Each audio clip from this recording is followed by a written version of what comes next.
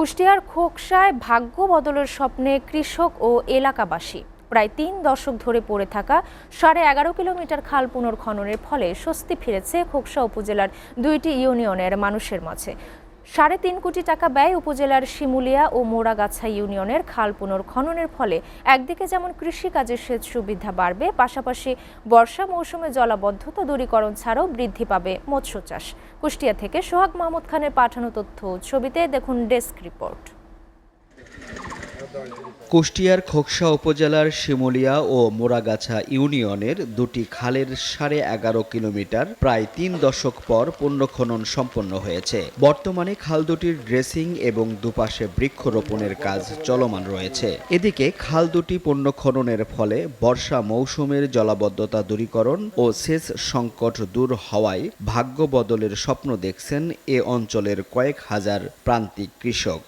দীর্ঘ 30 বছর খুব কষ্ট করি, আমরা খুব কষ্ট করি, মানে কোনো কিছু বিজেন্সি পানি টানির অভাবে যা হয়েছে, পানি বাজে থালি আর দায়িত্ব না। বিশেষ করে শুকনো মৌসুমে আমাদের এই খালে পানি থাকতো না, আমরা কৃষকেরা প্রচণ্ড কষ্ট করতাম। এই শুকনো মৌসুমে খালে পানি থাকাতে আমরা কৃষকেরা স্বল্প খরচে পানি পাবো। খোকসা কৃষি অফিসের তথ্য মতে খালের পাশ দিয়ে প্রায় 600 হেক্টর জমি রয়েছে, যার বেশিরভাগ জমি খালের পানি প্রবাহের উপর নির্ভরশীল। প্রায় 3.5 কোটি টাকা ব্যয়ে এই প্রকল্পের ফলে জলাবদ্ধতা ও সেচ সংকট দূরীকরণের পাশাপাশি বর্ষা মৌসুমে কৃষকের পাট জাগ দেওয়া সহ কৃষি ও মৎস্য উৎপাদন বৃদ্ধির পাশাপাশি জীববৈচিত্র্য সংরক্ষণেও পড়বে ইতিবাচক প্রভাব। খাল খনন হওয়ার ফলে আমাদের চাষবাসের সুবিধা হবে, খালে পানি থাকলে পানি দিতে পারবো।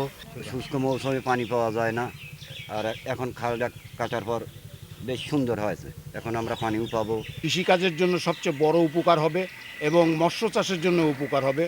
খোকসা উপজেলা প্রকল্প বাস্তবায়ন কর্মকর্তা বলছেন, খুব অল্প সময়ের মধ্যে ড্রেসিংয়ের কাজ শেষ করে পাড়ে শুরু হয়েছে বৃক্ষরোপণ। পুনর্খননের ফলে সবচেয়ে বেশি সুফল ভোগ করবে কৃষকেরা।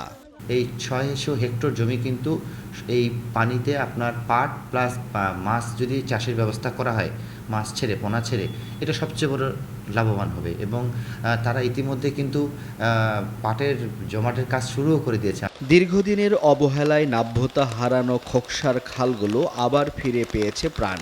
এতে বাড়ছে পানি প্রবাহ, কমছে কৃষকের সেচ সংকট ও জলাবদ্ধতার ভোগান্তি। SA TV news desk.